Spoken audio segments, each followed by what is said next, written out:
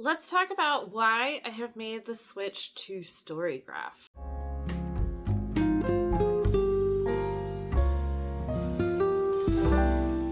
Welcome to this House of Wolves. My name is Ashley, and here I love to talk all things secular, homeschooling, books, and whatever else.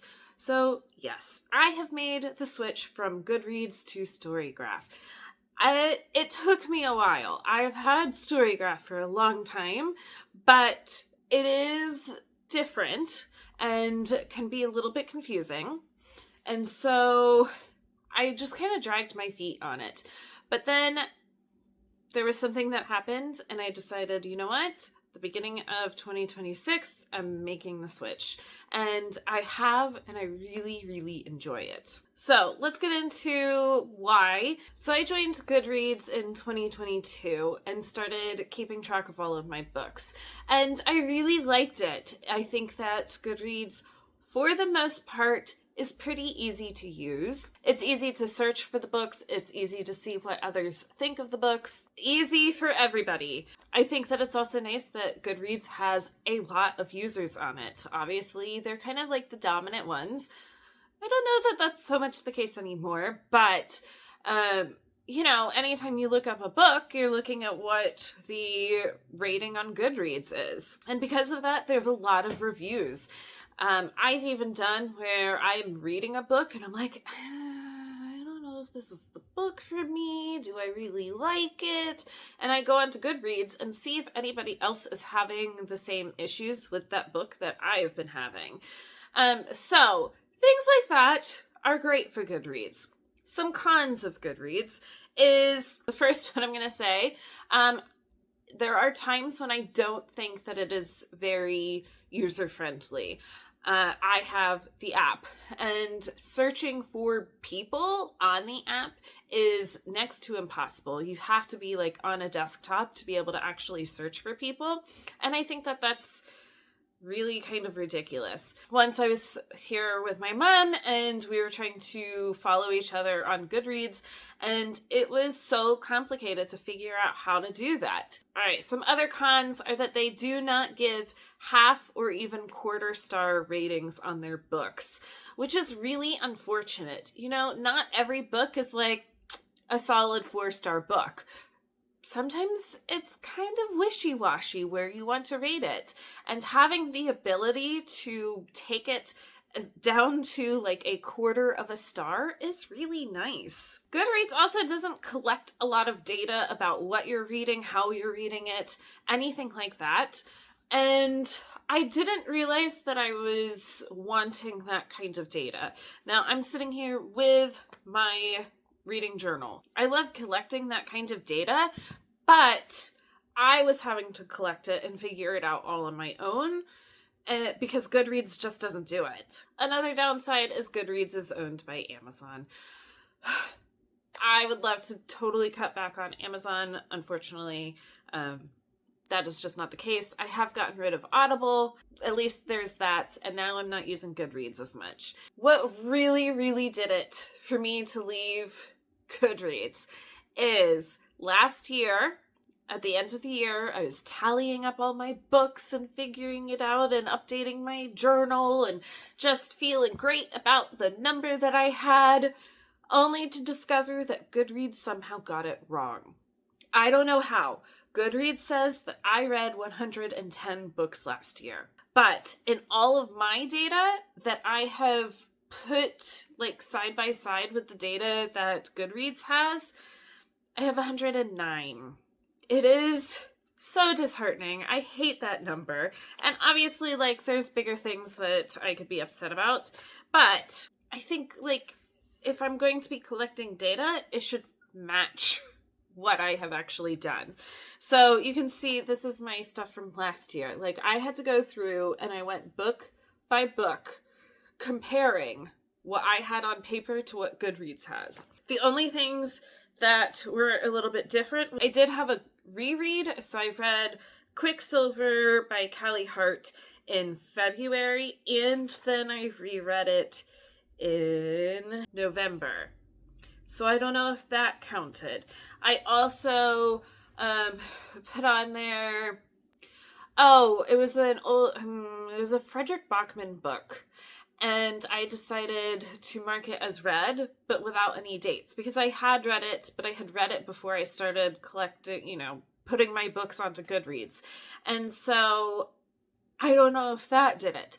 Somehow I ended up with an extra book, and that's pretty upsetting. All right, so January 1st hit, and I decided, you know what? I'm going to make the switch. I'm going to start using StoryGraph. And there is definitely a little bit of a learning curve.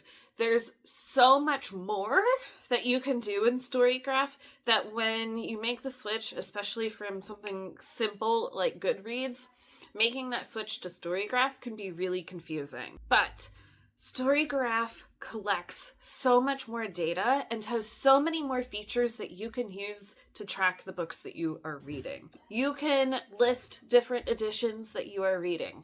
So I've been doing this a lot. If I am going to be reading a book for audio, I find the audio edition of that book, and it's a little bit more like a square instead of the rectangle cover, and I do it that way because it collects the data of what format books I am reading. Or if I'm going to be reading a book with my eyeballs, I can say, hey, I am reading this one and I have that book in hardcover, and so here it is. That's the one I am reading. I think that there's even, like, if you're reading a book in a different language, you can find that edition of that book and put that you're reading that edition of it. Some of the data that you can collect through StoryGraph is obviously how many books you have read, which is fantastic. Like, that's the main thing, is how many books have I read? It also does pages and, of course, the format. It even tracks average reading time. So I don't put that I'm currently reading a book until, like, I am sitting down and opening the cover of it, or, like, opening the audiobook for the first time.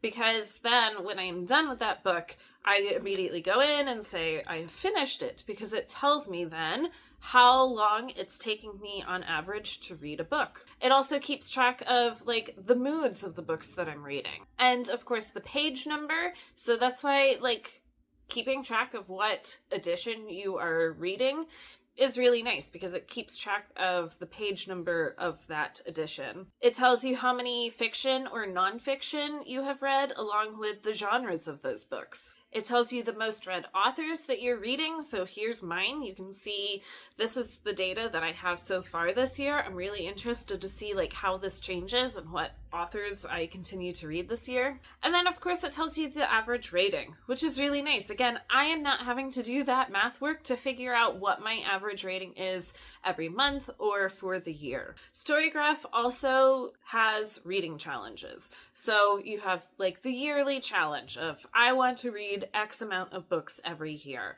I have picked 80, which is just a good number. It allows me to read a little bit slower than what I read last year, or I can absolutely read more. But you also have access to other reading challenges within StoryGraph. So a lot of readers, if they're big, like, content creators and stuff like that, and they have reading challenges, they will put those challenges within StoryGraph. So Books and Lala, her buzzword cover challenge or title challenge, or both, she has those on StoryGraph. And so you can go on and say what you have read for that challenge. You can also look at what other people are reading for that challenge and get some ideas, which is really nice. I know Emily from Build Your Library has the Build Your Library reading challenge, and you can log that information on StoryGraph as well. And then a really big thing is it's easier to access community right on the app. You can easily search for people and follow them, friend them, whatever it's called on the app. And there it is. It's done. It's easy to find, like, hey, I want to share my information with somebody, and here's how I can do that. I have it linked down below. So if you want to follow me over on StoryGraph, go ahead.